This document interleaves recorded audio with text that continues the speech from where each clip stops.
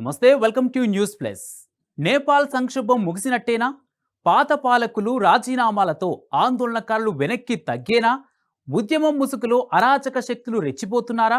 ఉద్యమం మాటున దోపిడీలకు, మహిళలపై అత్యాచారాలకు పాల్పడుతున్నారా అంటే అవుననే సమాధానమే వస్తుంది. చిలికి చిలికి గాలివానగా మారిన సోషల్ మీడియా నిషేధం నిరసనలు చివరకు ప్రధాని కేపీ ఓలీ రాజీనామాకు దారితీసింది. ప్రభుత్వం కుప్పకూలడంతో పాలనా పగ్గాలు చేపట్టింది ఆర్మీ. దేశంలో కొత్త ప్రభుత్వం ఏర్పాటుకు ఆందోళనకారులను చర్చలకు ఆహ్వానించింది. ఇదిలా ఉంటే ఇదే అదునుగా దేశవ్యాప్తంగా ఉన్న జైళ్ల నుంచి వేల సంఖ్యలో ఖైదీలు పరారయ్యారు. దీంతో ఎలాంటి దారుణాలు జరుగుతాయో అనే భయాందోళనలో ఉన్నారు నేపాల్ ప్రజలు. అసలు నేపాల్ జైళ్ల నుంచి ఎంతమంది ఖైదీలు పరారయ్యారు? పారిపోయిన ఖైదీలు ఎలాంటి చర్యలకు పాల్పడే ఛాన్స్ ఉంది? Was this crime Kahani?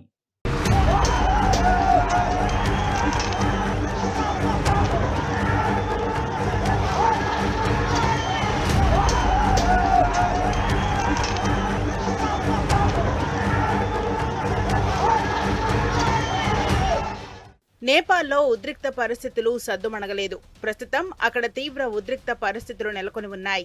Social media యాప్ల మీద నిషేధం విధిస్తూ తీసుకున్న నిర్ణయం ఆందోళనలకు, ఆపై ఘర్షణలకు దారితీసింది. ప్రభుత్వం సోషల్ మీడియా మీద నిషేధాన్ని ఎత్తివేస్తూ నిర్ణయం తీసుకున్నప్పటికీ ఉద్రిక్తతలు మాత్రం ఆగలేదు. ముఖ్యంగా నేపాల్లో రాజకీయ నేతల అవినీతి పెరుగుతోందని ఆరోపిస్తున్న ఆందోళనకారులు పలు హింసాత్మక ఘటనలకు పాల్పడ్డారు. ఇదిలా ఉంటే దేశంలో ఉద్రిక్త వాతావరణం నెలకొని ఉన్న పరిస్థితుల్లో ఇదే అదురుగా భావించిన 7,000 మంది ఖైదీలు పరారయ్యారు.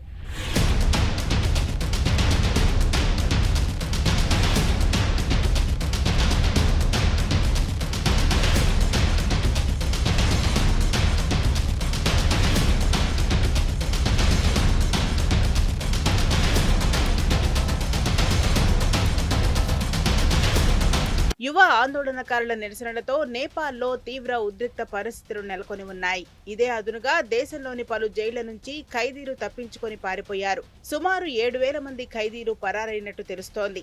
అలానే నౌబస్తాలోని ఓ జువైనల్ హోంలో దారుణం చోటు చేసుకుంది.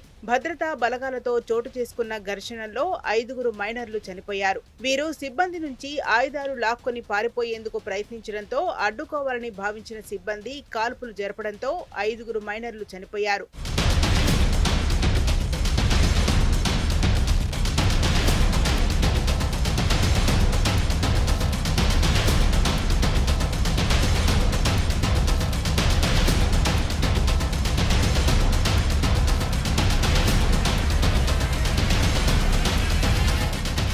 ఇలాగే పలు జైళ్లలో నిప్పు పెట్టి భద్రతా సిబ్బందిని భయభ్రాంతులకు గురిచేసి దేశంలోని పలు జైళ్ల నుంచి వేలాది మంది తప్పించుకున్నారు. నౌబస్తా బాలసదనం నుంచి 76 మంది మైనర్ నేరస్తులు పరారయ్యారు. ఈ పరిణామాలతో ప్రజలు భయాందోళనలకు గురవుతున్నారు. ఖైదీల నుంచి తమకు ప్రాణభయం ఉందని తెలిసి అనేక మంది బాధితులు ఇళ్లు వీడి అజ్ఞాతంలోకి వెళ్తున్నారు.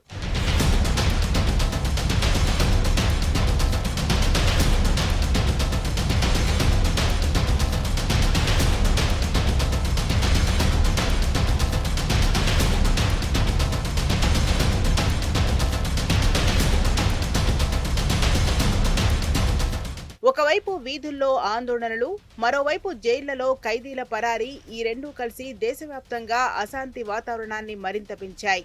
మొత్తంగా చూస్తే నేపాల్ ఇప్పుడు చారిత్రక సంక్షోభాన్ని ఎదుర్కొంటోంది. ప్రజా ఉద్యమం, రాజకీయ అస్థిరత, జైళ్ల పరారీ కలిపి భద్రతా వ్యవస్థకు అతిపెద్ద సవాలుగా మారాయి. ఇదిలా ఉండగా నేపాల్లో ఉద్రిక్తతలు నెలకొన్న తర్వాత మూసివేసిన కాట్మాండ్ త్రిభువన్ అంతర్జాతీయ విమానాశ్రయాన్ని తిరిగి ఓపెన్ చేశారు. బుధవారం సాయంత్రం నుంచి కార్యకలాపాలను పునఃప్రారంభించినట్లు అధికారులు వెల్లడించారు.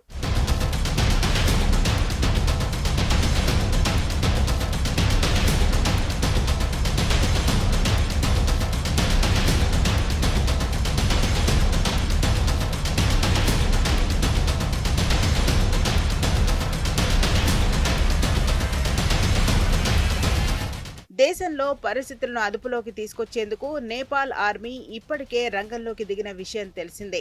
ఆందోళనలను అదుపు చేయడానికి దేశవ్యాప్తంగా సైన్యం కర్ఫ్యూ ప్రకటించింది. మరోవైపు దేశాధ్యక్షుడు రామచంద్ర పౌడెల్ నిరసనకారులతో ఈ రోజు సమావేశం కానున్నారు. ఈ నేపథ్యంలో యువ ఆందోళనకారులు తమ డిమాండ్లను ఆయన ముందుంచారు. నేపాల్ రాజ్యాంగాన్ని పూర్తిగా మార్చాలని, అవసరమైతే తిరిగి రాయాలని వారు డిమాండ్ చేస్తున్నారు.